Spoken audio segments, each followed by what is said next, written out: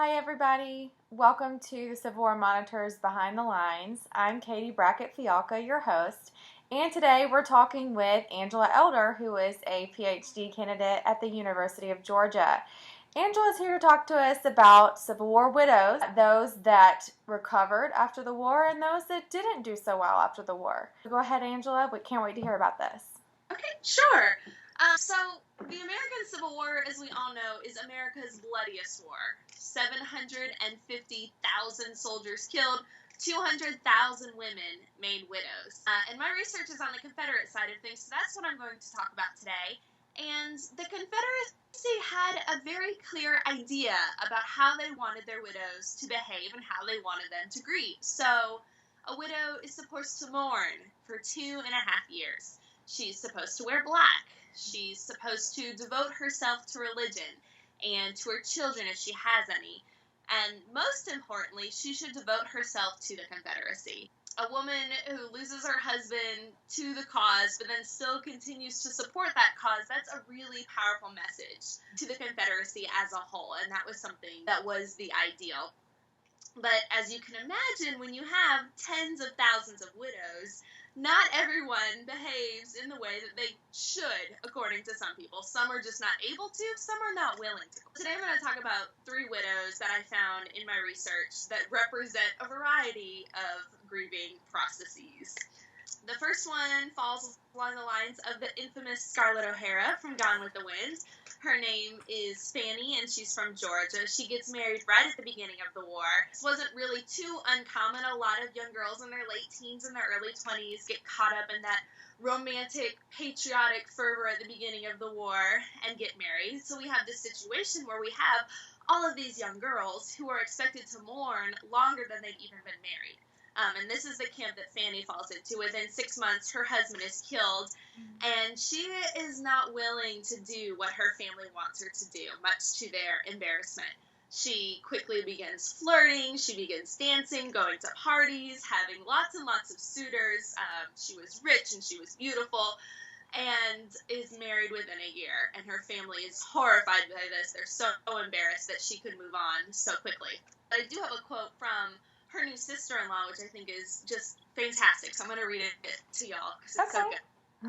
So the sister-in-law says that her brother was, quote, quite fortunate to have found him a fine-looking, captivating, rich new wife who could produce a dozen little Brannons. Dear little red-headed, pug-nosed babies they will be. So Fanny is an example of a flirty widow, a young widow where it was too much for the human heart to expect her to mourn for 2.5 years. Now, the second widow I want to talk about is Emily Todd, and she's one of the younger sisters of Mary Todd Lincoln. The Todd family splits into during the Civil War, many of them supporting the Union, many of them supporting the Confederacy. Emily is married to a Confederate officer. He is killed during the war. She's in Georgia at the time. She had been traveling with him. And she decides that she wants to go back to Kentucky. That's where she's from. That's where her mother is. That's where her house is. So she wants to go back there to mourn.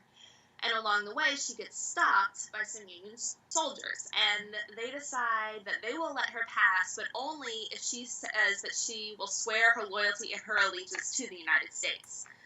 Now, her husband had just died for the Confederacy. He had just been shot by Union troops. So in her mind, that was absolutely something that she was not going to do. And she does a lot of things like that during the war. She's always championing the causes of the soldiers that fought with her husband. She always speaks very well of the Confederacy. She never remarries. For her soldier, her husband was irreplaceable. She goes as his wife for the rest of her life. And she is very popular because of it. All of the newspapers write about her. She gets invited to speak at a bunch of reunions and events. She's a celebrity in her day because she plays this role of the Confederate widow so perfectly. And she gets a lot of social capital because of it. And then a third widow that I want to talk about is one who I actually don't have a name for.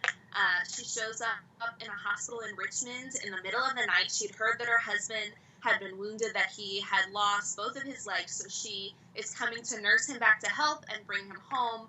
And so she arrives in the middle of the night at this hospital, and she encounters the guard, and the guard tells her, sorry, your husband died a few days ago, and he's already been buried.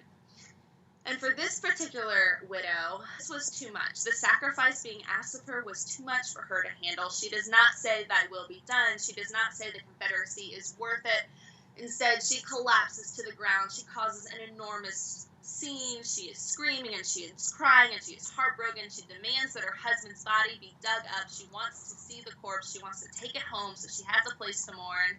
So the next morning, they go out with some soldiers. They begin digging up the grave.